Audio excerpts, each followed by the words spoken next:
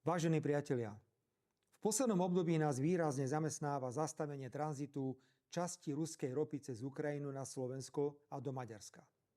A keď sledujem slovenské médiá a opozíciu, vidím snahu za každú cenu preniesť zodpovednosť na ruskú stranu. Hoci prvým rozhodujúcim momentom, vedúcim k prerušeniu tranzitu, bolo rozhodnutie ukrajinského prezidenta z 24.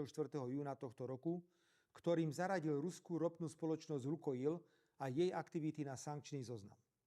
Odmietam sa zúčastniť diskusie, čo bolo prvé, či sliepka alebo vajce. Faktom je, že nám chýba časť ropy. A tomuto sa venujem, tak ako som sa venoval zastaveniu dodávok plynu na prelome rokov 2008-2009.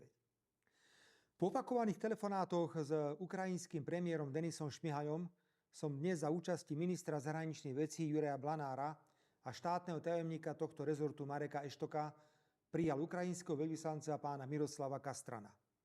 Už len samotná slovenská zostava ukazuje, akú pozornosť strategickej rope venujeme. Zopakoval som, že si stojíme za krokmi a vyhláseniami, ktoré sme urobili. A že ďalší výkon tejto nezmyselnej sankcie poškodí len a len Ukrajinu, Slovensko a Maďarsko a že Ruska sa prakticky nedotkne.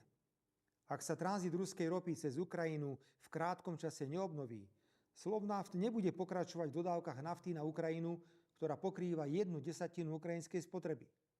Na rozdiel od politikov progresívneho Slovenska a Sasky, ktorí uprednostňujú vždy cudzie záujmy, pre nás sú na prvom mieste Slovensko a záujmy jeho ľudí.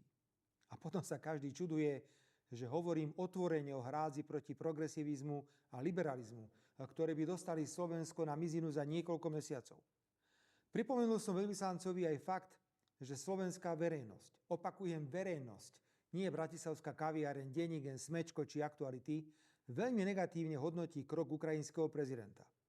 Doslova som bol šokovaný vyjadreniami poradcu ukrajinského prezidenta, ktorý naznačoval, že za všetkým môžu byť aj silné mierové vyhlásenia slovenskej a maďarskej vlády. Poviem to veľmi otvorene. Ani problém s ukrajinským tranzitom ruskej ropy nemôže zmeniť náš postoj k vojne na Ukrajine. Tu je treba ukončiť okamžitým prímerím a nie ju umelo predĺžovať s nereálnym cieľom dostať Rusko na kolená a s reálnym cieľom napchať ešte viac vrecká zbrojárom. Ukrajinský veľvyslanec dostal informácie o technickom riešení dovozu ropy z Ruska cez Ukrajinu, ktoré som navrhoval ukrajinskému premiérovi už v sobotu. Na tomto sa však musia zúčastniť viaceré krajiny. Za Slovensko opakujem, že sme pripravení a vítam správy, ktoré potvrdzujú, že relevantné obchodné spoločnosti sa už zamýšľajú, ako toto technické riešenie v čo najkratšom čase zrealizovať. Na záver odmietam všetky obvinenia z liberálnych médií a od ich politických sluhov v progresívnom Slovensku či Saske, že sme mali byť pripravení na takúto možnosť, že v prvom rade musíme pomáhať Ukrajine až potom sebe a že veď aj tak máme ruskú ropu na výnimku len do konca tohto roku. Jedno klamstvo za druhým. Stačí, ak uvediem, že Slovensko nebráni nič ani v nasledujúcich rokoch odoberať ruskú ropu, len Slovnaft nebude mať možnosť vyvážať produkty z tejto ropy do iných krajín. Vojna raz skončí a vláda, ktorú vediem, odmieta politiku novej železnej opony medzi Ruskom a Európskou úniou.